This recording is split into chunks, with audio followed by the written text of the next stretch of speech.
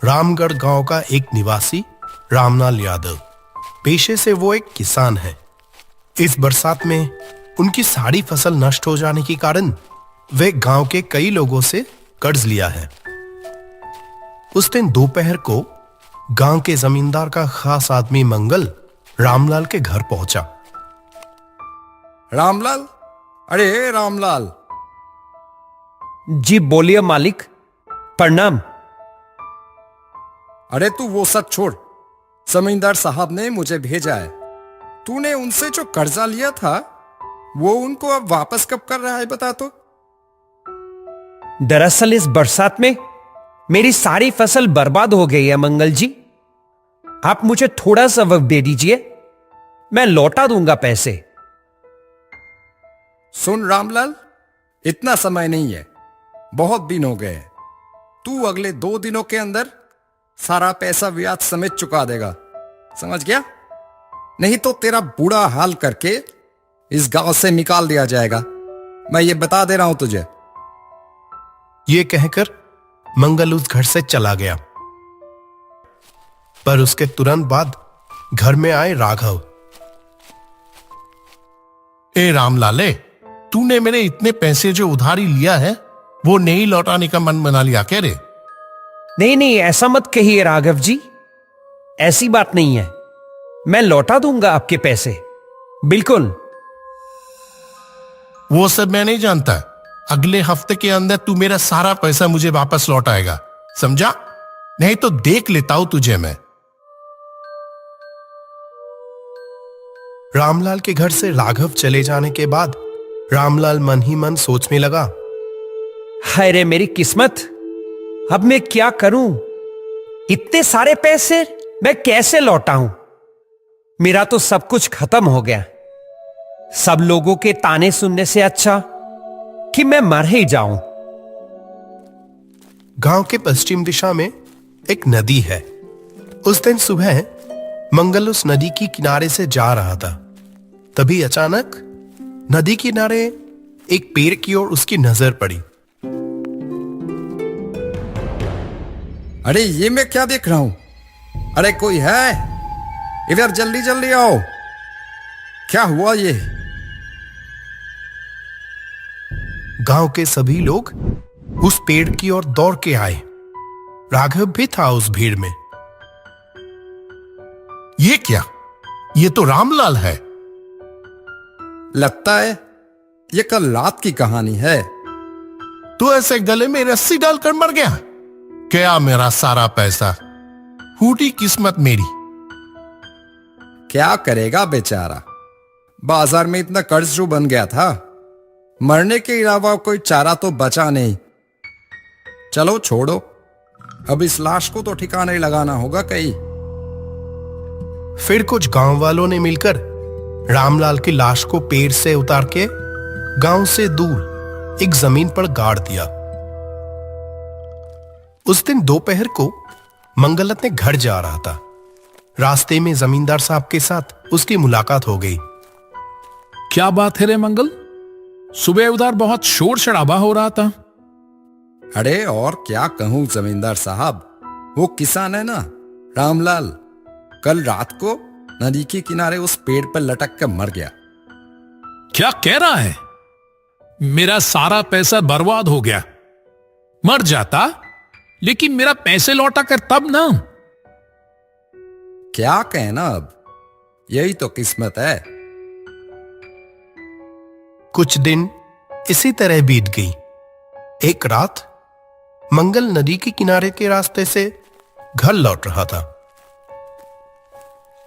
रात बहुत हो गई है, इस रास्ते से ही जल्दी जल्दी घर चलते हैं। जब वो उस रास्ते पर चल रहा था तो अचानक उसे एक हंसी की आवाज सुनाई दी।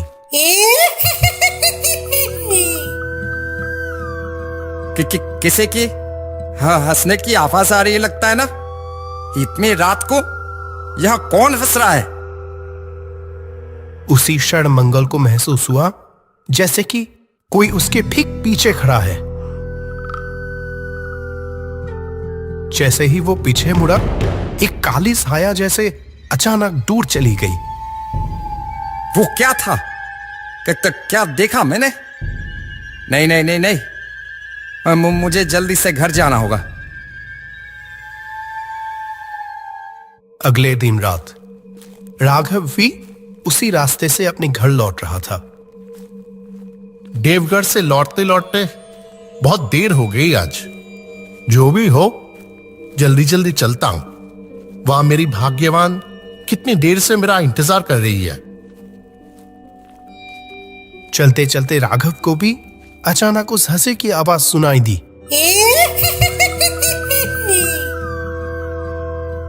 अरे कौन है? कौन हंस रहा है उधर? राघव ने ध्यान से चारों ओर देखा, पर आसपास कोई भी नहीं था। यहां तो कोई भी नहीं है। फिर वो हंसने वाली आवाज कहां से आई? नहीं नहीं, यहां कुछ ठीक नहीं लग रहा है। यह कहकर जल्दी से राघव अपने घर लौट गए। अगली सुबह गांव के चारों ओर एक ही बात चल रही थी। नदी के किनारे उस पेड़ के नीचे से चलने पर सबको एक अजीब सी चीज महसूस हो रही थी। गांव के बीचों बीच जमींदार के साथ और भी बहुत सारे लोग खड़े हैं और उस मामले पर बहुत सारी चर्चाएं हो रही है। अरे यार, क्या बोल रहा है? ऐसा कैसे हो सकता है? अरे सच में, कई लोगों ने तो खुद देखे हैं अपनी आंखों से। अरे हाँ भाई, मैं तो खुद उस रात घर लौट रहा था। अचानक एक हंसी की आवाज आई। कैसा डरावना माहौल। इतनी रात को नदी किनारे उस पेड़ के नीचे भला कौन हंसेगा? हाँ, उस रात तो मैंने भी सुना। बाप रे, लगता ये रामलाल के भूत का काम है। उसने तो इस पेड़ पर खुद को लटका लिया था। पड़ोसी गांव से वो तांत्रिक बाबा को बुलाने के बारे में क्या ख्याल है? हाँ हाँ जमींदार जी, ये सही रहेगा। उनको आकर ये देखना चाहिए। हाँ हाँ, ये अच्छा होगा। ठीक है, फिर ऐसा ही करते हैं। अगले दिन पास वाले गांव से तांत्रिक बाबा को बुलाया गया। सभी लोग तांत्रिक बाबा के साथ नदी किनारे उस पेड़ के नीचे पहुंचे। तांत्रिक ने उस पेड़ की ओर ध्यान से देखा। फिर उन्होंने सभी लोगों को कहा, सुनो, ये जगह बिल्कुल भी अच्छी नहीं है। मैं यहां किसी आत्मा की उपस्थिति महसूस कर पा रहा हूं। कोई दुर्घटना से हुई मृत्यु हुआ क्या था यहां पर? कोई जानता है? जी बाबा, इस गांव का ही एक किसान रामलाल कुछ दिन पहले इसी पेड़ से लटक कर अपनी जान दे दी। जैसा सोचा था। अब कुछ दिनों के लिए आप में से कोई भी अंधेरे के बाद या भरी दोपहर में इस रास्ते से नहीं जाएगा।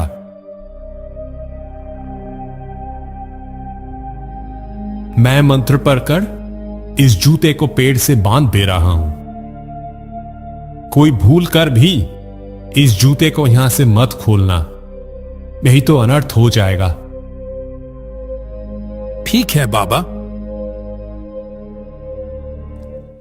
फिर कुछ समय तक सब कुछ ठीक चल रहा था।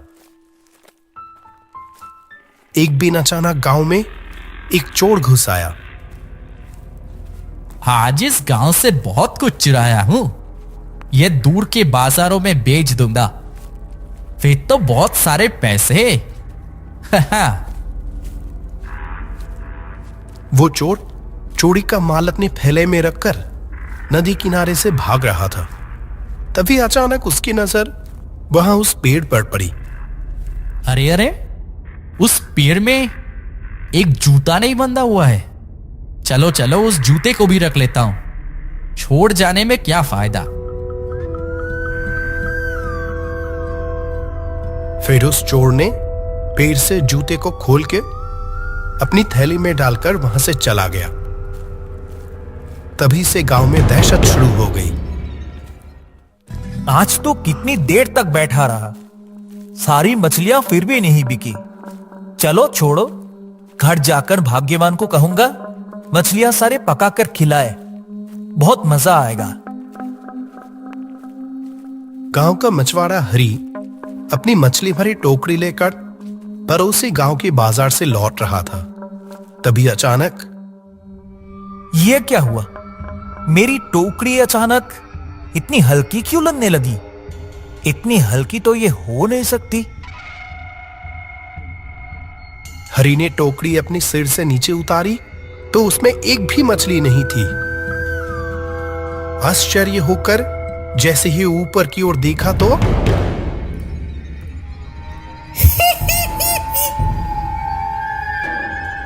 अरे बाप रे, बचाओ, कोई बचाओ मुझे।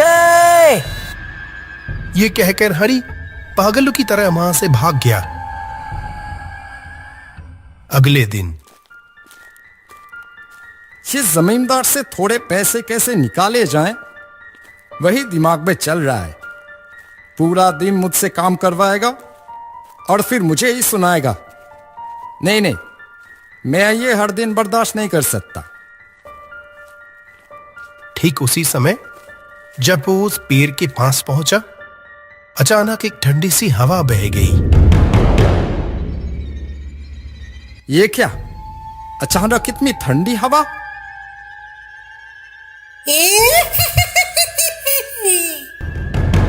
कौन? ऐसे कौन हंस रहा है? कौन कौन है? पीछे मुड़कर मंगल ने देखा एक कंकाल गले में रस्सी डालकर लटक रहा है। अरे मर गया, हे भगवान, कोई बचाओ मुझे। यह कहकर मंगल वहां से दौड़ के भाग गया। अगले दिन शाम हो चुकी थी। राघव पास वाले गांव से लौट रहा था। रघुपुर से लौटने में इतनी देर हो जाएगी पता ही नहीं चला। चलो जल्दी जल्दी चलते हैं, घर में तो मेरी भाग्यवान मेरा इंतजार कर रहा है कब से। तभी पीछे से किसी ने राघव के कंधे पर हाथ रखा। वो उस बर्फ जैसे ठंडे हाथ की स्पर्श से तुरंत चौंक गया। कौन है? कौन है? कौन है? हाय राम! क्यों, मुझसे पैसे नहीं मांगोगे? आओ, मांगो पैसे मुझसे।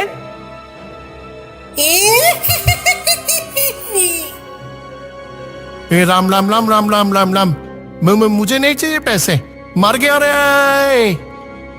राघव ने किसी तरह वहां से भागकर अपनी जान बचाई। अगले दिन गांव के सभी लोग बरगद की पेड़ के नीचे इस मुद्दे पर घोर चर्चा कर रहे थे। इस गांव में जरूर कोई भूत आया है, जरूर कोई भूत आया है। जब देखा मैंने अपनी आंखों के सामने। हाँ बिल्कुल, वरना कोई कैसे मेरी मछली भरी वो टोकरी इस तरीके से साफ कर दिया? अरे बाप रे बाप। हाँ हाँ, कल तो मैंने भी अपनी आंखों से देखा। कितना डरावना दृश्य था वो। मैं तो किसी तरह बच के निकला हूं बस। उस तांत्रिक बाबा को ही फिर से बुलाया जाए, अगर वो कुछ समाधान बता पाए। हाँ हाँ, ये सही रहेगा, सही रहेगा ये। हाँ हाँ। उस शाम पूरे गांव का कोई भी व्यक्ति उस रास्ते पर नहीं गया। अगले शाम सभी ने उस तांत्रिक को बुला लाया। तांत्रिक ने सब कुछ देखने के बाद कहा, इस पेड़ से वो जूते किसने खोला? मैंने तो चेतावनी दी थी आप लोगों को कि किसी भी कीमत पर वो बंधन ना खोले जाएं। हमने कुछ नहीं किया बाबा। इस गांव में कोई भी ऐसा कभी नहीं कर सकता। बे बाबा, हम में से किसी ने ऐसा नहीं किया। जैसे ही पेड़ से वो बंधन खोला गया, उस किसान की आत्मा पुनर्जागृत हो गई और ये इसी आपदा का परिणाम है। आप कुछ कीजिए तांत्रिक बाबा, कृपया कुछ कीजिए, बचाइए हमें। देखता हूं मैं क्या कर सकता हूं, आप लोग रुको। तब वो तांत्रिक उस पेड़ के सामने जाकर खड़ा हो गया। उसने एक मंत्र पढ़ते हुए पेड़ की ओर देखा और कहा, रामलाल, तू ये गांव छोड़कर चला जा।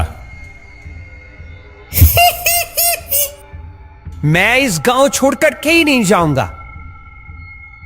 जाना तो तुझे पड़ेगा ही, वरना तुझे मुझसे कोई नहीं बचा सकता।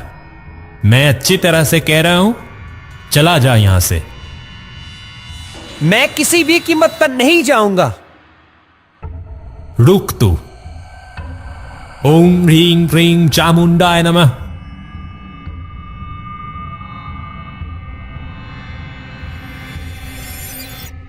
इतना कहकर तांत्रिक ने दोबारा मंत्र पढ़ा और फिर उस पेड़ पर एक लाल धागा बांध दिया। अरे जल गया, जल गया। अरे खोल दो इसे। मैं जा रहा हूं। खोल दो। तू जा रहा है, ये हमें कैसे पता लगेगा? मैं इस पेड़ की एक टहनी तोड़कर जा रहा हूं। छोड़ दो मुझे, अब तो छोड़ दो। ठीक है, वैसा ही कर फिर।